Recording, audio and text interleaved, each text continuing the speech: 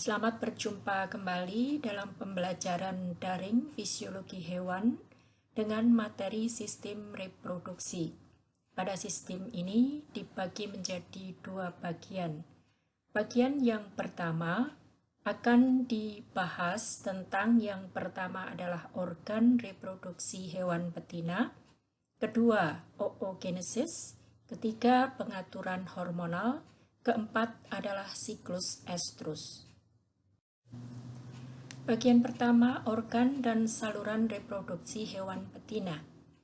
Pada gambar di sebelah kiri, diperlihatkan bagian-bagian dari organ dan saluran reproduksi betina yang berurutan dari organ dan saluran dari dalam tubuh keluar ke lingkungannya. Yang pertama adalah ovarium, kemudian melanjut pada saluran berupa oviduct, kemudian uterus, kemudian serviks, vagina, dan yang terakhir adalah bagian vulva yang membatasi bagian dalam tubuh dengan lingkungan luar. Untuk ovarium, berfungsi sebagai tempat penyimpanan, perkembangan, dan pelepasan sel telur. Follicle stimulating hormone menstimulasi perkembangan folikel, dan sepanjang perkembangannya folikel akan menghasilkan estrogen, dan kemudian ketika folikel ini mengalami ovulasi, berubah menjadi korpus luteum akan mensekresikan progesteron, sehingga ovarium bekerja di bawah stimulasi FSH dan LH. Kedua adalah saluran, yaitu oviduct, yang terdiri dari 3 bagian. Bagian pertama adalah infundibulum yang berbentuk corong tipis yang langsung berhubungan dengan ovarium, berfungsi untuk menangkap sel telur sehingga sel telur tidak memasuki rongga perut. Bagian yang kedua adalah ampula sebagai tempat fertilisasi, kemudian yang ketiga adalah isthmus, bagian dari oviduct yang menyediakan nutrisi dan media transportasi dari sel telur. Selanjutnya, yang ketiga adalah uterus, berfungsi sebagai tempat transport sel sperma menuju ampula, kemudian tempat implantasi fetus, membentuk plasenta untuk nutrisi embrio. Ini berlaku pada hewan-hewan yang mempunyai ikatan antara induk dengan embrio yang tumbuh di dalam tubuhnya melalui plasenta. Fungsi yang selanjutnya adalah mensupport kelahiran dengan adanya kontraksi otot-otot uterus. Yang keempat, berupa saluran serviks dengan peran sebagai transport dan reservoir sel sperma, kemudian berperan sebagai penghalang utama dengan adanya sumbat lendir, mensekresikan cairan untuk pelumasan dan membilas vagina dan kontaminan, terutama ketika akan terjadi masa kawin. Peran selanjutnya adalah merupakan saluran kelahiran. Yang kelima adalah vagina sebagai organ kopulasi, kemudian memiliki lapisan lendir yang berkembang dengan baik, fungsinya adalah sebagai pelumas, merupakan saluran kelahiran yang berhubungan dengan lingkungan luar. Kemudian untuk vulva, biasanya sebagai deteksi indikator pada fase estrus atau permulaan proses kelahiran. Fungsi yang selanjutnya adalah melindungi saluran yang ada di bagian dalam tubuh. Selanjutnya adalah bahasan tentang oogenesis. Oogenesis merupakan proses pembentukan dan pemasakan ovum dalam folikel ovarium. Perkembangan folikel dalam ovarium itu akan dipengaruhi oleh FSH dan LH. Seperti tadi di awal sudah disebutkan bahwa FSH menstimulasi proliferasi sel-sel folikel dari folikel primer sampai folikel degraf yang siap untuk diovulasikan, Kemudian untuk luteinizing hormon adalah untuk merangsang terjadinya ovulasi. Kemudian melanjutkan pengaruhnya pada korpus luteum yang mensekresikan estrogen.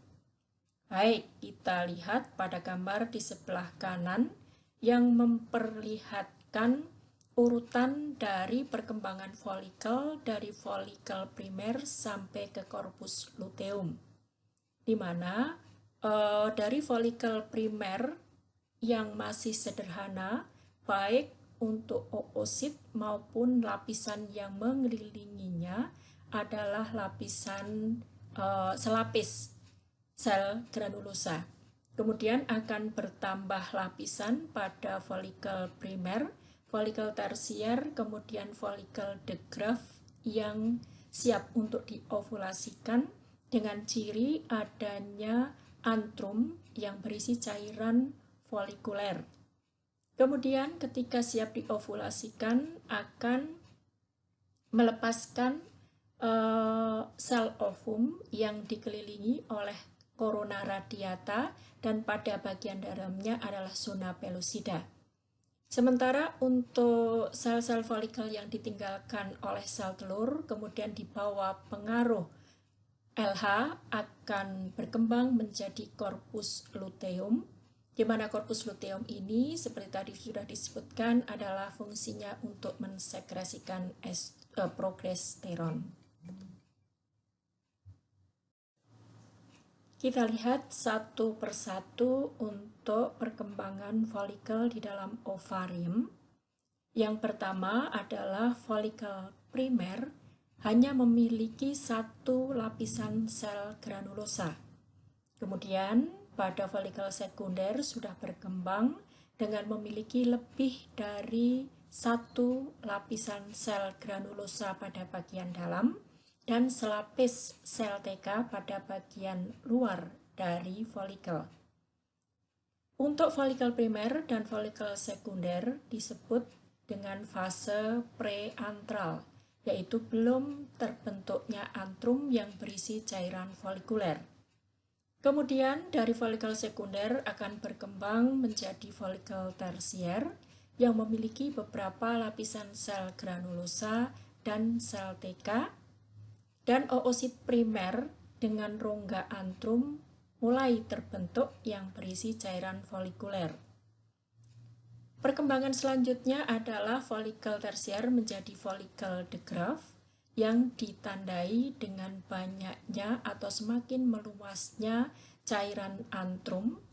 Kemudian terdapat oosit sekunder, di mana cairan folikuler atau antrum ini merupakan produk sekresi dari sel granulosa yang antara lain berupa hormon estrogen, demikian juga sekretori dari oosit. Ketika folikel de Graaff ini diovulasikan, sel telur akan dilapisi oleh zona pellucida dan corona radiata yang berasal dari sel granulosa. Sementara itu, untuk sel folikel yang ditinggalkan oleh sel telur itu akan berkembang menjadi sel luteal di bawah pengaruh hormon luteinizing hormon. Yang pertama, untuk sel TK akan berkembang menjadi sel luteal kecil istilahnya, yang akan membentuk korpus luteum secara struktur. Sementara untuk sel granulosa akan berubah menjadi sel luteal yang besar yang berfungsi untuk mensekresikan hormon progesteron. Kemudian pada bagian yang sebelah kanan atau terakhir dari korpus luteum ini dapat dilihat bahwa korpus luteum itu selain berisi untuk sel luteal kecil dari sel TK dan sel luteal besar dari sel granulosa, juga ada makrofag sebagai sel imun yang nantinya apabila korpus luteum ini tidak berkembang lebih lanjut untuk mensekresikan progesteron akan mengalami regresi atau luruh, dan bagian dari makrofag inilah yang akan memfagositnya. Kita lanjutkan pada organ atau saluran reproduksi burung sebagai contoh dari hewan-hewan yang perkembangan janinnya ada di luar tubuh, meskipun fertilisasinya tetap ada di dalam tubuh, di mana untuk organ dan saluran reproduksi pada bangsa burung ini memang berbeda dengan kebanyakan mamalia yang tadi sudah disebutkan. Untuk organ dan saluran reproduksi burung, yang pertama adalah ovarium, sebagai tempat pertumbuhan sel telur yang mekanismenya sama dengan mamalia dari folikel primer sampai folikel de Graaff dan folikel atretik. Namun pada bangsa burung ini mempunyai membran folikel yang lebih tipis. Folikel berupa massa benda bulat dalam berbagai ukuran dari kecil hingga kuning telur matang yang siap untuk diovulasikan. Kemudian bagian yang kedua adalah oviduct. Sama seperti pada mamalia, oviduct itu dibagi menjadi beberapa bagian, di mana tiap bagian itu mempunyai fungsi yang berbeda-beda. Untuk yang pertama, infundibulum adalah sebagai tempat fertilisasi. Kemudian sel telur di dalam infundibulum itu kira-kira 1 jam, di mana di infundibulum terjadi pembentukan membran vitellina yang memisahkan sel telur dari albumin. Selain itu, infundibulum juga banyak mensekresikan protein untuk pembentukan membran vitellin, termasuk di dalamnya adalah protein antimikrobia. Kita lihat pada gambar di sebelah kanan yang menunjukkan urut-urutan dari ovarium sampai ke kloaka.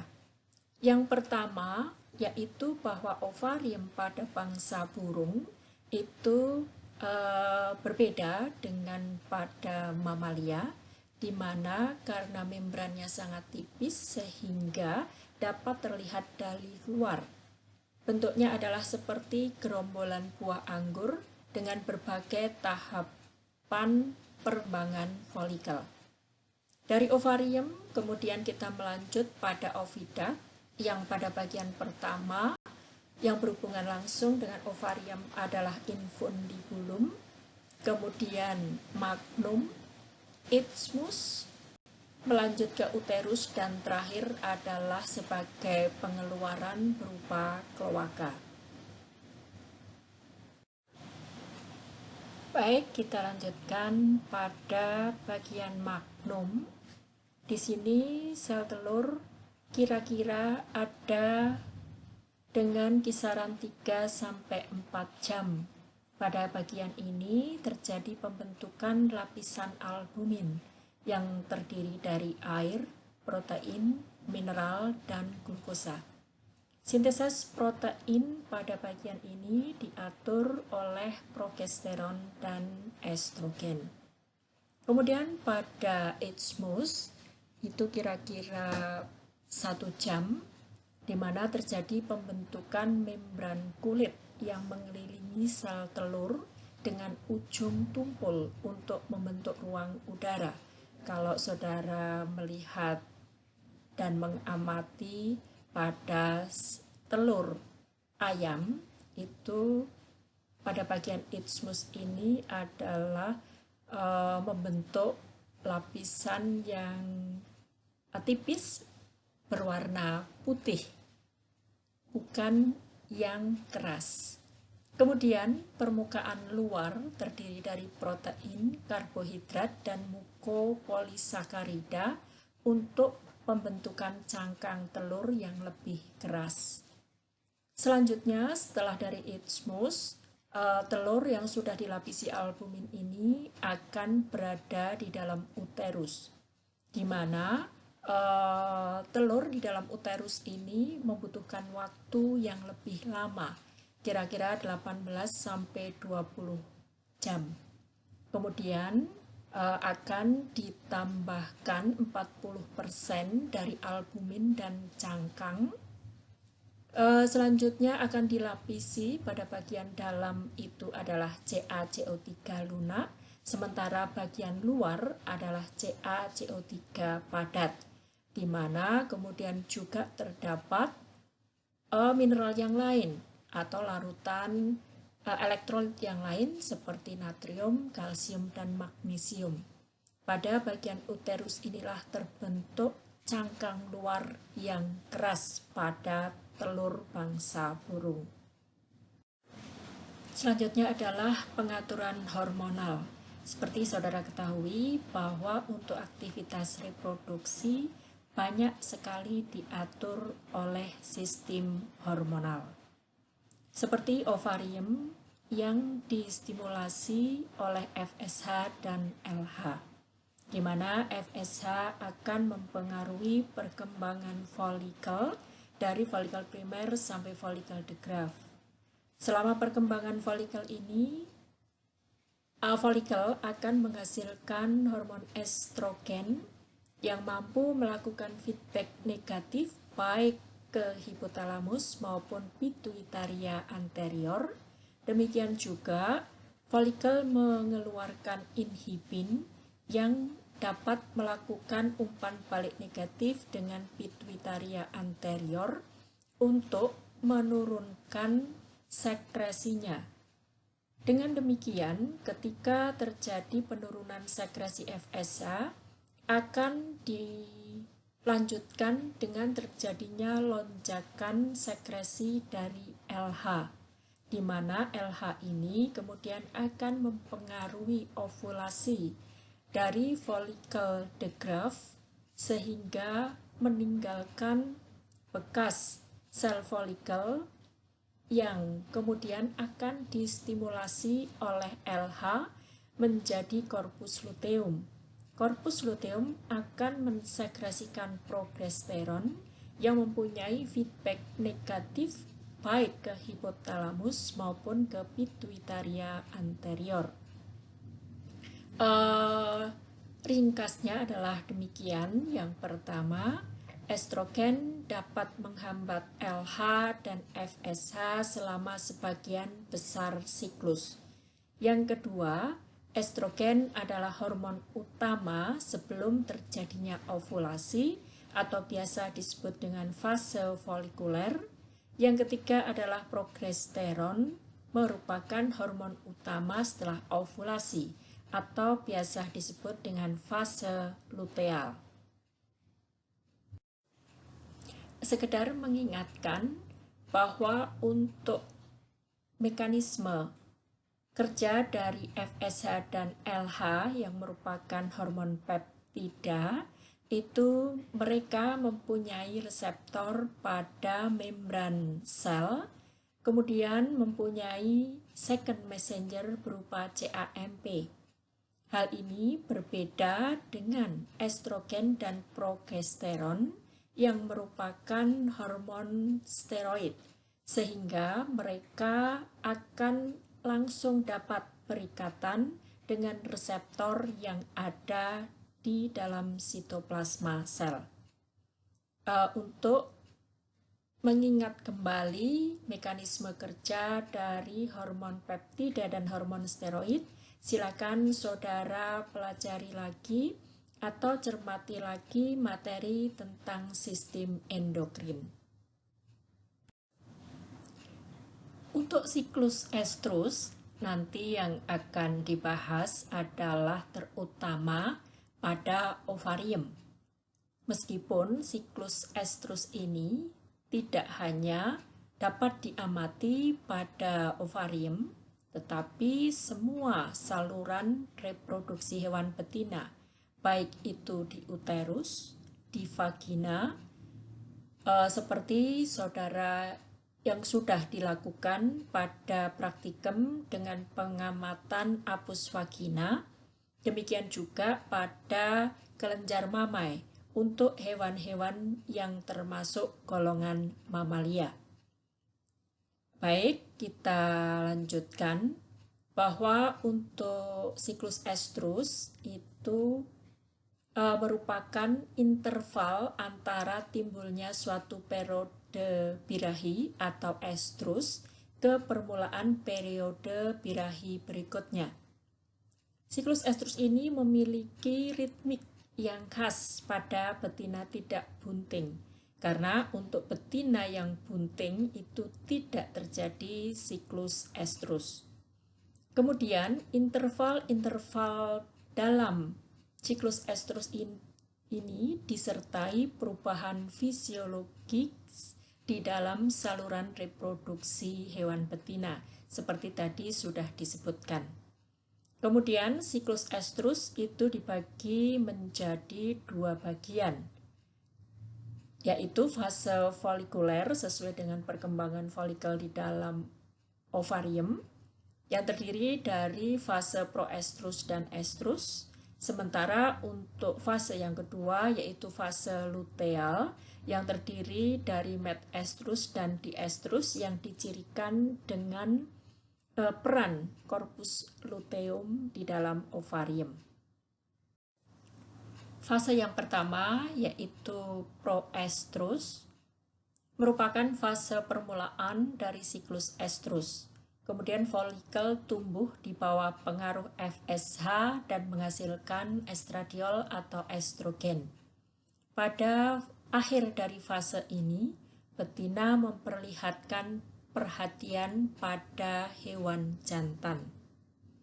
Kemudian pada gambar di sebelah kanan itu ditunjukkan perkembangan awal dari folikel, yaitu setelah korpus albikan atau korpus atresia luruh, kemudian akan dimulai terjadinya perkembangan folikel baru.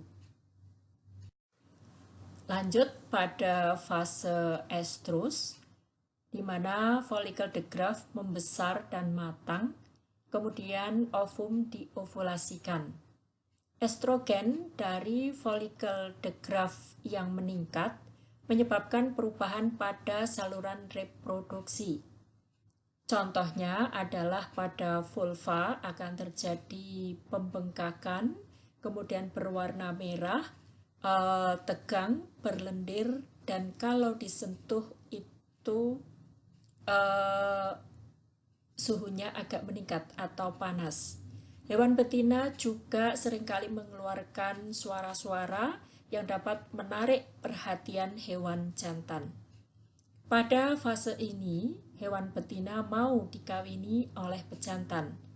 Karena untuk hewan itu mereka tahu bahwa untuk perkawinan antara betina dan pejantan, satu-satunya tujuan adalah untuk dapat terjadinya fertilisasi. Sehingga ketika mereka tidak siap untuk mengovulasikan ovumnya atau pada masa estrus, hewan betina tentu saja tidak akan mau dikawini oleh hewan jantan. Fase berikutnya yang ketiga adalah metestrus.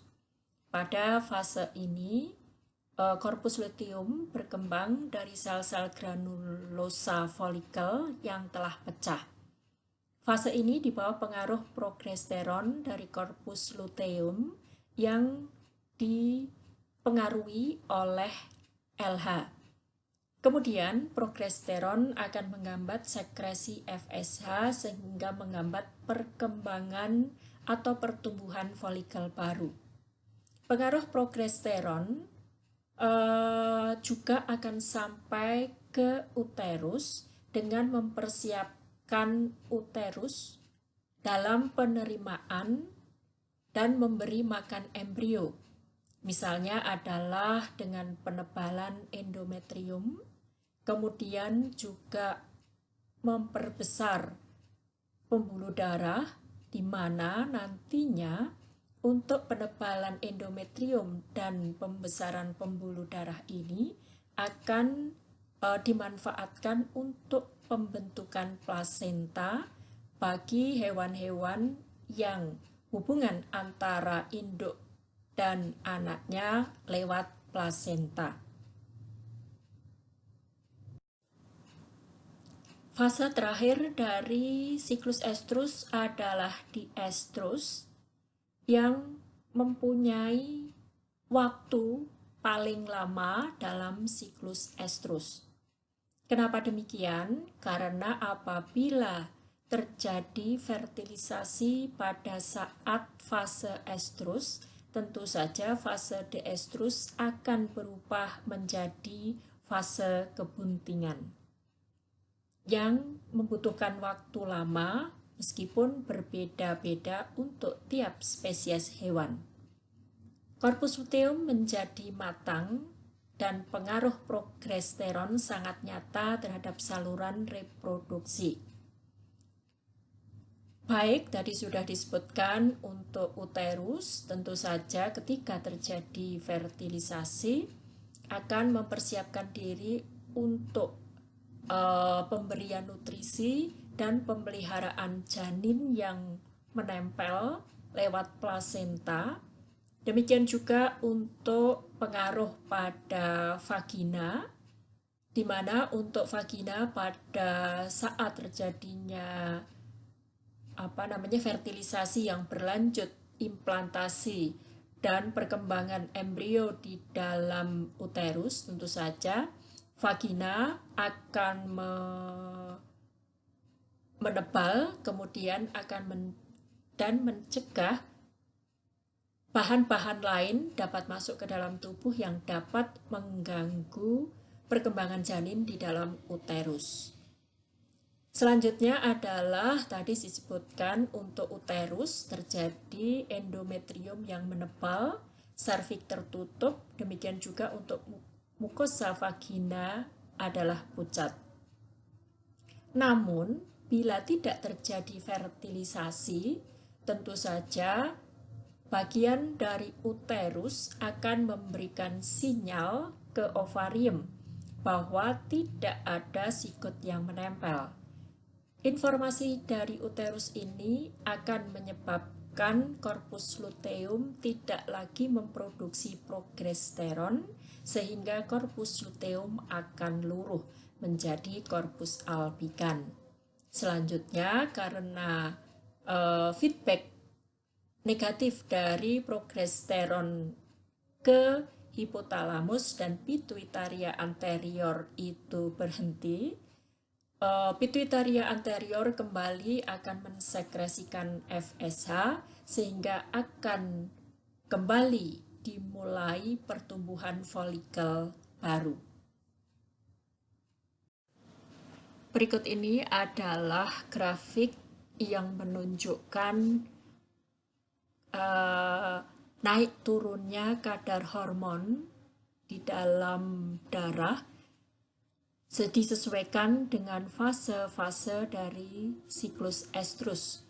Sebagai contoh, di mana bahwa pada saat estrus itu pada saat estrus awal FSH akan meningkat dari fase proestrus, yang kemudian pada fase estrus akhir tentu saja akan digantikan oleh LH yang meningkat untuk memulai atau menstimulasi terjadinya ovulasi.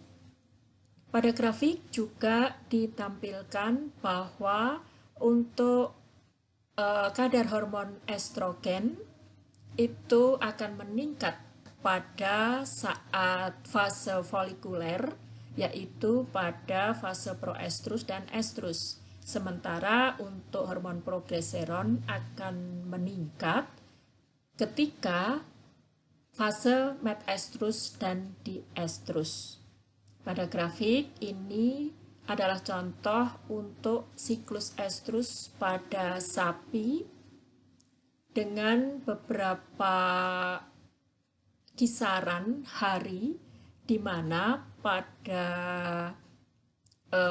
fase estrus itu ditunjukkan dengan hari yang pertama.